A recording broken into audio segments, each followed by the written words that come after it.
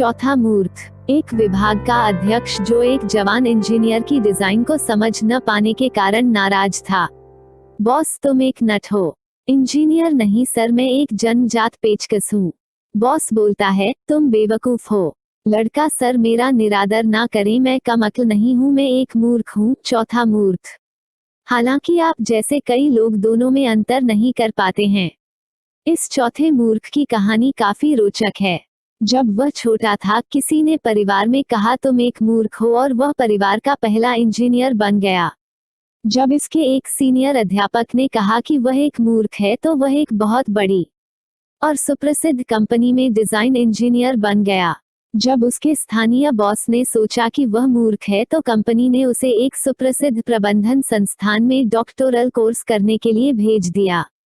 संस्थान ने उसे पुरस्कार से सम्मानित किया। ICSSR ने उसे पागलपन को पूरा करने के लिए शोध अनुदान प्रदान किया। जब उसके एक अध्यापक ने सोचा कि वह एक मूर्ख है, तो वह देश के तीसरे सबसे बड़े बैंक में सीनियर ट्रेनर बन गया, और वह भी अपने अध्यापक से ऊंचे वेतन पर। जब बैंक में बॉस ने सोचा कि वह एक मूर्ख है, तो प्रबंधन ने उसे एक प्रबंधन संस्थान में प्रोफेसर प्रतिनियुक्त कर दिया। सारे व्यय स्वयं वहन किए और प्रतिनियुक्त भत्ता भी दिया। जब संस्थान के नए डायरेक्टर ने महसूस किया कि प्रोफेसर एक मूर्ख है, तो उसे स्नातकोत्तर प्रोग्राम का चेयरमैन बना दिया, साथ ही बोर्ड की सदस्यता और बोर्ड का सचिव पद भी दिया। उसे यूरोपीय प्रबंधन शास्त्र को समझने के लिए यूरोप भी भेजा गया। जब बोर्ड को अपनी गलती का एहसास हुआ, तो उसे डीन संकाय अध्यक्ष बना दिया गया। जब संस्थान में एक नए डायरेक्टर ने ज्वाइन किया और यह महसूस किया कि डीन एक मूर्ख व्यक्ति है, तो डायरेक्टर ने उसे तुरंत ही पढ़ाने के काम से रोक दिया। यह कार्य उस व्यक्ति को दिया गया जो यद्यपि योग्य नहीं था, पर डायरेक्टर ने उसे विशेषज्ञ के रूप में प्रमाणित किया था और प्रोफेसर को शोध कार्य करने का काम दे दिया गया। इस परिवर्तन ने प्रोफेसर के लिए नया रास्ता खोल दिया। अपने शोध कार्य के कारण वह विश्व व्यापार संगठन के अंतर्गत भारत के शिक्षा क्षेत्र को खोलने से संबंधित जवाब तैयार करने के लिए बनाई गई टास्क फोर्स का सदस्य बनाया गया और MHRD के शोध प्रस्ताव समिति का भी सदस्य बनाया गया। शायद MHRD को भी एहसास हो गया था कि वह बहुत बड़े स्तर का मूर्ख है, इसलिए उसे एक प्रबंध संस्थान का निर्देशक बना दिया गया। उससे 6 नए प्रबंध संस्थान स्थापित करने के लिए विस्तृत DPR तैयार करने के लिए भी अनुरोध किया गया। AICTE ने भी उसे अनुमोदन, शोध, मान्यता समितियों का समय समय पर चेयरमैन बनाकर सम्मान दिया। जब वह रिटायर हुआ, तो उसी समय संकाय के वेतनमान में संशोधन लागू हुआ। वो साल के अथक प्रयास के बाद डायरेक्टर द्वारा नियुक्त कमेटी ने यह निष्कर्ष निकाला कि अमुक व्यक्ति एक असाधारण स्तर का मूर्ख है, इसलिए वह लागू हुए HAG स्केल के लिए योग्य नहीं है, जो कि सामान्य प्रोफेसरों के लिए है। इस संबंध में समिति ने ऐसे उपायों की सलाह दी जिससे सरकार के दिशा निर्देशों को बाईपास किया जा सकता है, जिन्हें बोर्ड ने सहर्ष स्वीकार कर लिया। उस व्यक्ति की मूर्खता के स्तर से प्रभावित होने के बाद एक वरिष्ठ बोर्ड मेंबर ने उसे UGC की 2 साल की फेलोशिप का प्रस्ताव दिया, क्योंकि वह प्रतिष्ठित स्कॉलर विशिष्ट शिक्षाविद के नियमों के अनुसार योग्य पाया गया।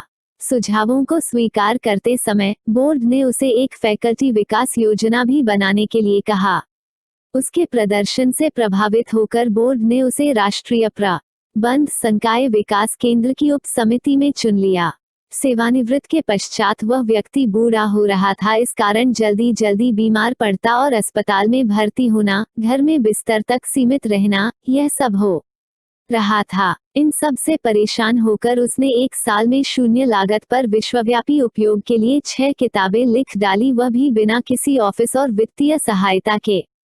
यह किताबें सरकार की IT नीति को ध्यान में रखते हुए और IIMs एक्ट के सेक्शन 7G के अनुसार लिखी गईं। संयोग से उसने इसके बारे में सरकार को सूचित कर दिया।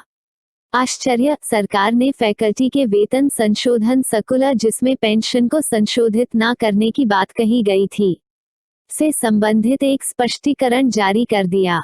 बाद में जब उसने अपनी 12 पुस्तकों की कॉपियां मानव संसाधन मंत्री जी को भेजी, तो 6 दिनों के अंदर पेंशन संशोधन का निर्णय ले लिया गया और अगले 8 दिनों में इस से संबंधित जरूरी आदेश निर्गत कर दिए गए।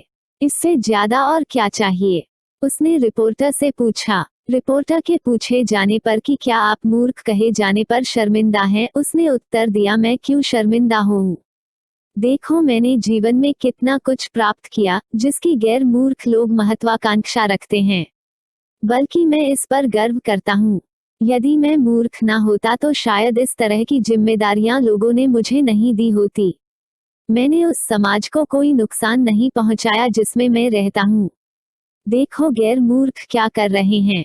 क्या तुमने कहीं देखा है कि किसी मूर्ख ने एक 8 साल की बच्ची का रेप किया हो या दूसरे मूर्ख उस आरोपित मूर्ख को बचा रहे हों? क्या कहीं तुमने देखा कि एक भी मूर्ख ने बैंक को चूना लगाया हो या आगजनी की घटना में शामिल हो? हम लोग धर्म, जाति इत्यादि को नहीं समझ पाते हैं क्योंकि हमारा दिमाग अपने हित को समझने के लिए विकसित नहीं हुआ है। हम केवल अपने दिल से काम करते हैं, जिसको गैर मूर्ख समझ नहीं सकते हैं। इसलिए हमें मूर्ख कहते हैं। आखिरी प्रश्न, प्रेस रिपोर्टर ने कहा, 71 प्लस होने के बाद भी क्या आपकी कोई भावी योजना है? देखो समझदार बच्चों, मूर्ख काम करना नहीं छोड़ते। मैं वरिष्ठ नागरिकों की तकलीफ से वाकिफ हूँ। मैंने बिस्तर तक सीमित वरिष्ठ नागरिकों के मनोरंजन के लिए इंद्रधनुष और म्यूजिकल शोध पत्र तैयार किए हैं। मैं आजकल 2 बड़े प्रोजेक्ट पर कार्य कर रहा हूँ। एक तो डिजाइनर कब्र है जहां दुनिया को अलविदा कहने वाले लोग अपनी संपदा साथ ले जा सकते हैं। डिजाइन लगभग तैयार है, यदि कोई मुख्तारनामा वाले तरीके का इस्तेमाल करें। दूसरी जगहों पर भी कब्र बनाने का प्रावधान है, परंतु आपको पता होगा कि इसमें मुद्रा, करेंसी और वीजा के भी मुद्दे हैं। जिन जगहों पर लोग जाना चाहते हैं वहां के अधिकारी ऐसी मुद्रा को स्वीकार नहीं करते हैं। उनकी वीजा शर्तें भी बहुत कठोर हैं, इसलिए ज्यादा लोग नहीं जा पाते हैं। जिन जगहों पर अधिकारी ऐसी मुद्रा को स्वीकार करने के लिए तैयार हैं और वीजा भी दे रहे हैं, वहां लोग जाना नहीं चाहते हैं। दूसरा प्रोजेक्ट जिस पर मैं कार्य कर रहा हूं वह स्वतः दफन अथवा दाह संस्कार हो जाना। बहुत सारे लोग इस उत्पाद की मांग कर रहे हैं। आपको ढेर सारी शुभकामनाएं सर, हम में से बहुत सारे लोगों को इसकी आवश्यकता होगी, रिपोर्टर ने कहा।